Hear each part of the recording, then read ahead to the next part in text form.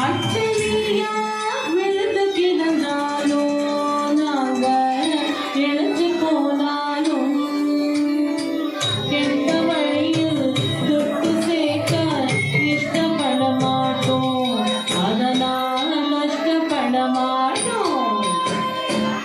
8 நாளா பட்டினியா விழுந்து கிடந்தாலும் நாங்க எழுந்து போனாலும் கெட்ட வழியில் தொட்டு சேர்க்க இஷ்டப்பட மாட்டோம், அதனால கஷ்டப்பட மாட்டோம்.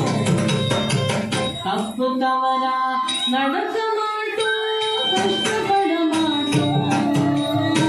தப்பு தவறா நடக்க மாட்டோம், கஷ்டப்பட மாட்டோம். அதுங்க அப்பன் சுப்பிரமணிய சாமி ஆணையிது சாமி, அதுங்க அப்பன்